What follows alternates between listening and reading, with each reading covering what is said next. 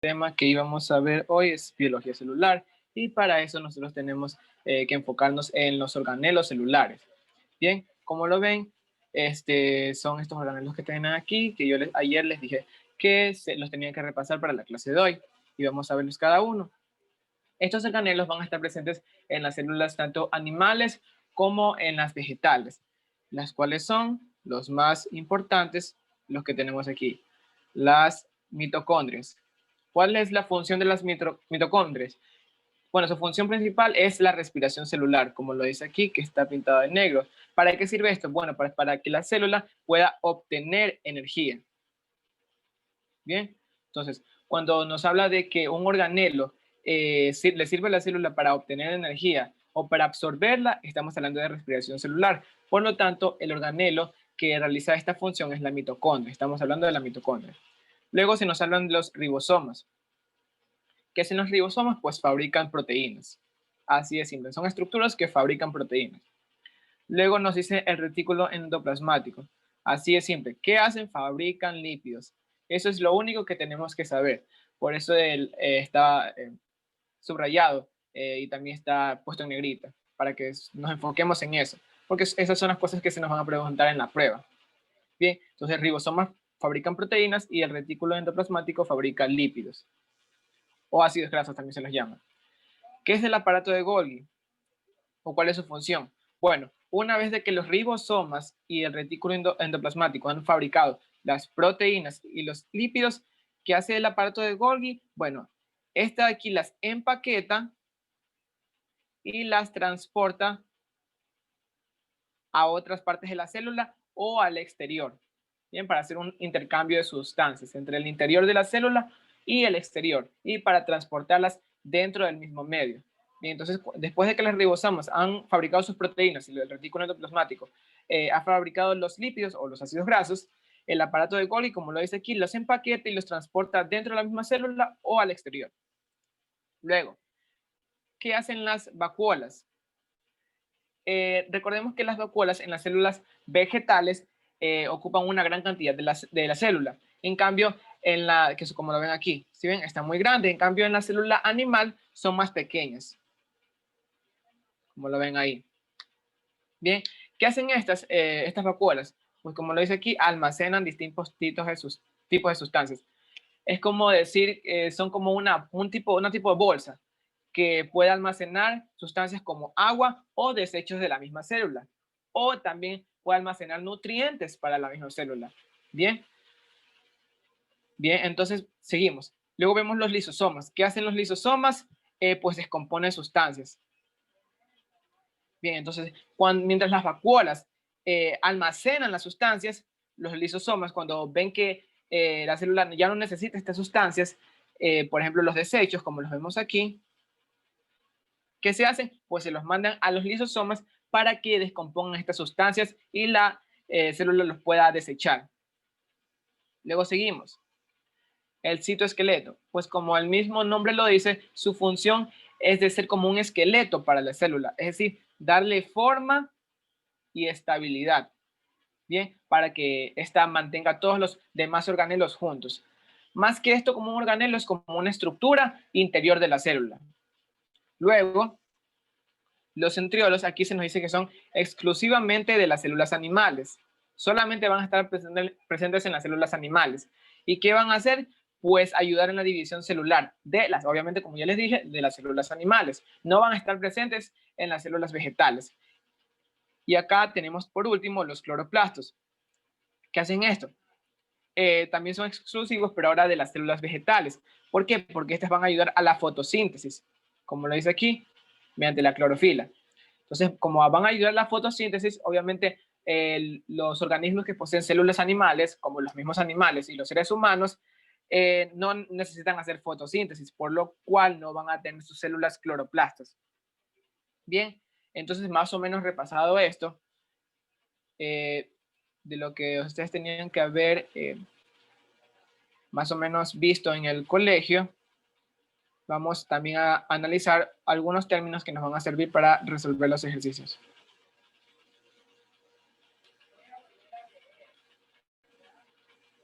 Los más importantes son estos de aquí. estos de aquí y estos de aquí. Bien, cuando hablamos de, por ejemplo, el metabolismo, estamos hablando de procesos intrínsecos que van a ayudar al organismo, al macroorganismo o al microorganismo a que realice sus funciones correctamente.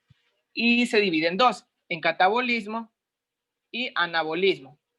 ¿Qué es catabolismo? Pues el catabolismo es cuando dentro del metabolismo se degradan sustancias complejas para transformarlas a sustancias más simples o sencillas.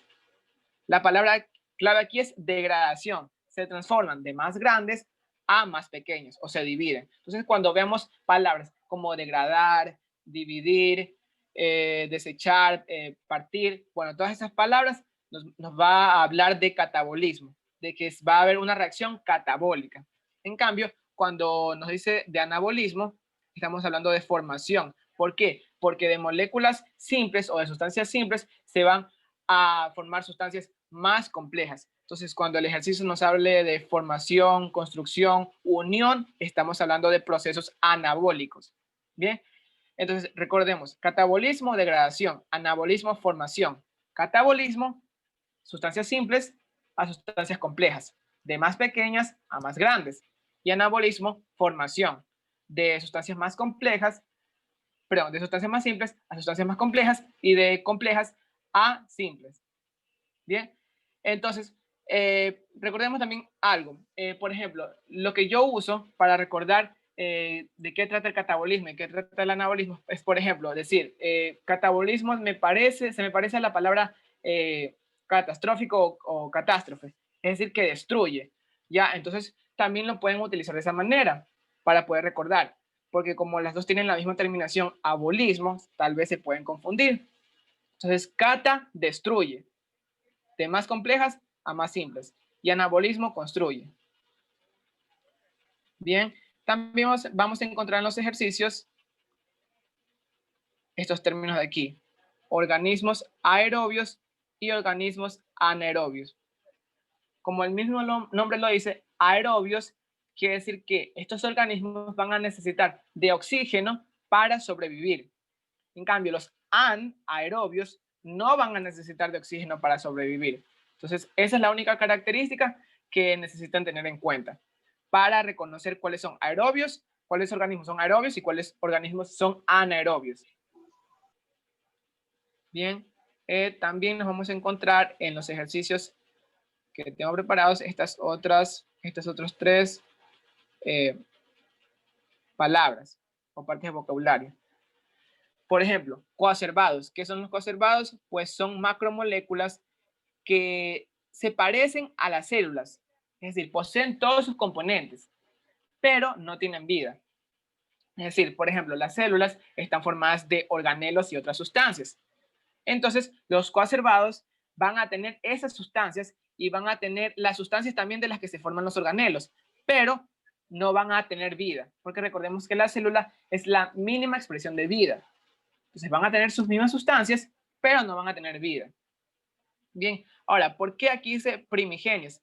Porque los coacervados siempre se los relaciona con la teoría del caldo primitivo, la teoría que dice que la vida se formó en el océano, en la tierra primitiva. Bien, entonces por eso son macromoléculas primigenias, anteriores, en otras palabras. Bien, antes de las células. Luego, tenemos ATP, que es el adenosintrifosfato. ¿Qué es esto? Pues simplemente la molécula que proporciona la energía a las células, sean células animales o sean células vegetales. La molécula que les va a proporcionar energía y que va a actuar junto con las mitocondrias, como lo vimos acá abajo, las mitocondrias, para obtener energía, esas moléculas que le van a dar energía son las de ATP o adenosintrifosfato. Y tenemos un término más que es el de células adosadas. ¿Qué significa adosado? Pues que está puesto uno encima del otro. En este caso, como estamos hablando de células, células puestas unas encima de las otras. Bien. Entonces, realicen sus anotaciones para que las tengan al lado y podamos resolver los ejercicios.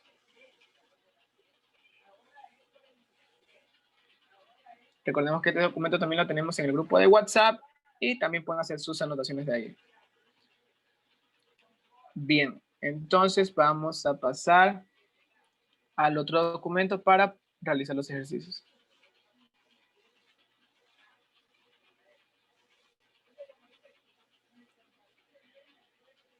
Bien, el primer ejercicio de biología celular.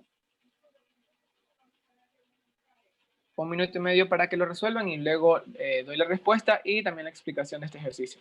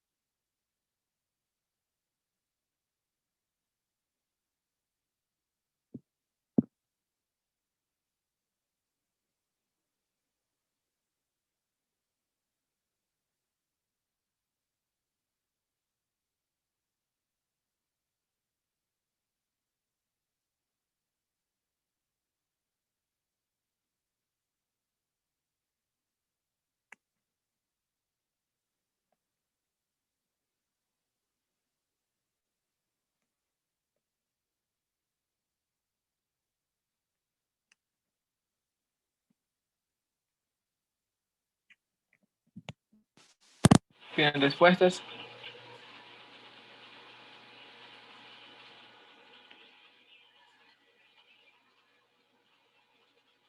Respuestas voluntarias.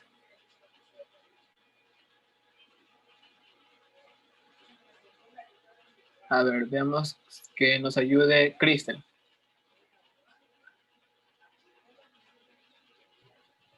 La D. Perdón, ¿cuál dijiste? ¿La B o la D? La D. A la D. A ver, ¿quién más? Vamos a ver otra persona que nos ayude. Melanie. La B. La respuesta correcta es la D. Y vamos a ver por qué. Aquí se nos habla que dice que la Tierra primitiva en sus inicios tenía una atmósfera reductora con una cantidad baja o nula de oxígeno libre.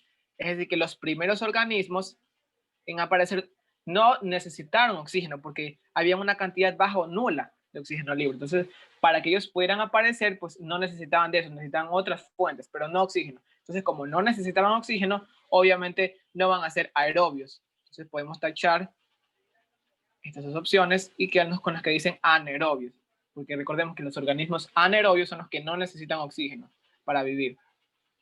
Luego nos dice que, sin embargo, antes de que estos se formaran, las condiciones climáticas extremas hicieron que las moléculas preexistentes simples, reaccionaran para formar unidades estructurales como aminoácidos y nucleótidos,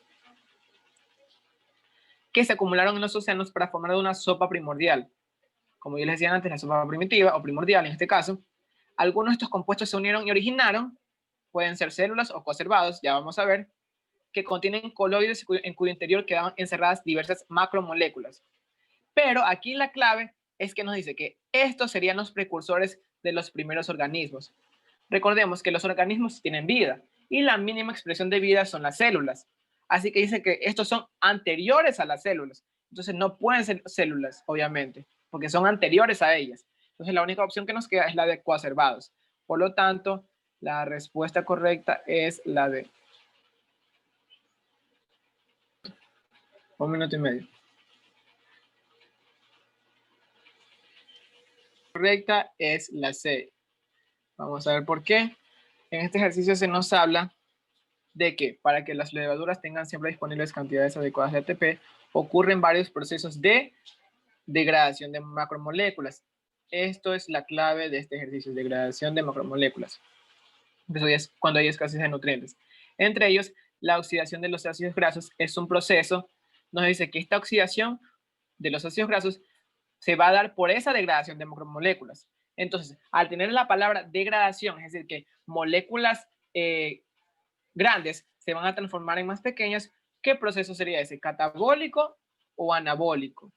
Recordemos que catabólico destruye, o sea, degrada. Anabólico construye o une, como lo vemos en el anterior documento. ¿Sí ven? El catabolismo lo que hace es degradar o destruir. El anabolismo lo que hace es formar o construir. Entonces, al decir degradar, vamos a estar hablando de catabolismo. Entonces, regresamos al otro documento.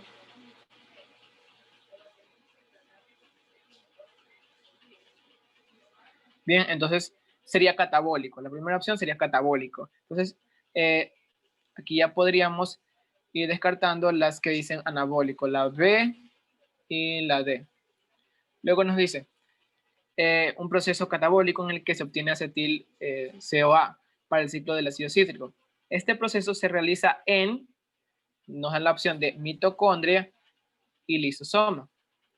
Bueno, tenemos que tener en cuenta justamente eso mismo que subrayamos, degradación de macromoléculas, para ver que esa función de qué organelo es, si de la mitocondria o el lisosoma. Entonces tenemos mitocondria y lisosoma. Entonces veamos el anterior documento con las funciones de los organelos. Para ver esa degradación de macromoléculas, función de qué organelo es, si de los mitocondrias o de los lisosomas. Bien, aquí nos dice que la función de las mitocondrias es de la respiración celular. Respiración celular para obtener energía. Hasta mientras en el ejercicio no se nos ha hablado de eso. Pero los lisosomas, justamente su función es descomponer sustancias. O como lo dice el ejercicio, como lo decía el ejercicio, degradar macromoléculas. Degradar macromoléculas sería lo mismo que en este caso descomponer sustancias. Entonces, la función que cumple aquí es la del lisosoma, no la del mitocondria. Entonces, regresamos al otro documento. Se nos está hablando de la función del lisosoma. Entonces, entre las opciones A y C que teníamos, descartamos la A porque se nos habla de la mitocondria y nos quedaría nomás la C, catabólico y lisosoma. ¿Alguna pregunta?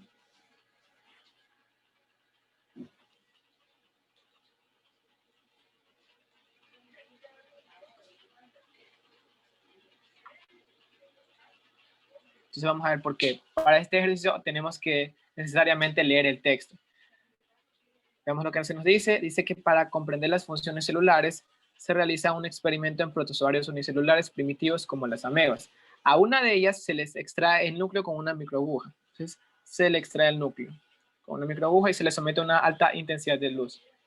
Se le somete a una alta intensidad de luz. Bajo estas condiciones el microorganismo continúa con vida. Vamos a ver los efectos. Estas son las causas y estos son los efectos. Continúa con vida y mantiene su forma y movimiento. Pero también deja de crecer, se deshidrata y muere al cabo de unos días. Como control del experimento a otra ameba se le somete a un traumatismo similar, usando alta intensidad de luz. También se le va a someter a alta intensidad de luz. Pero a esta no se le va a extraer el núcleo. Bien. En este caso el microorganismo no muere, sino que continúa creciendo y mantiene su forma y movimiento, pero pierde un alto contenido de agua en su interior. Lo que nos dice este ejercicio es que seleccionemos la afirmación correcta. La A dice que el núcleo capta la energía luminosa produciendo ATP necesario para que la ameba crezca. Si analizamos esta opción, vamos a darnos cuenta que no es. ¿Por qué? Porque la segunda ameba, aunque sí posee el núcleo, porque aquí se nos está diciendo que no se le extrae el núcleo, no, pierde agua. Así que no le beneficia estar expuesto a la energía luminosa. Así que la A no sería. Luego la B nos dice, la ameba continúa moviéndose ya que el núcleo es el encargado de conservar la forma celular y la estabilidad. Pues tampoco sería, ya que la primera ameba, aún sin núcleo, conserva su forma celular y estabilidad. Aquí dice que se le extrae el núcleo, o sea que no lo tiene. Pero continúa con vida y mantiene su forma y movimiento. Así que esta la está contradiciendo. La B tampoco sería. Luego nos dice la C. El núcleo es el encargado de almacenar el agua necesaria para la vida del organismo. Bueno, tampoco, porque la segunda ameba también posee núcleo. ¿Sí ven? No se le extrae el núcleo, pero pierde alto contenido de agua en su interior. Así que también lo estaré contradiciendo. Entonces, no lo almacena, porque igual lo pierde. Igual pierde esa agua. No nos quedaría solamente la última, que es la D. Dice, la ameba deja de crecer debido a que el núcleo es el encargado de los procesos metabólicos al microorganismo. Esta respuesta sí sería la correcta, porque cuando la ameba se le quita el núcleo, deja de crecer. Eso es lo que se nos dice, que se le extrae el núcleo y deja de crecer. Justamente eso es lo que nos dice la D y el ejercicio también. Entonces, la D sería la respuesta correcta. Faltan algunos segundos para que se termine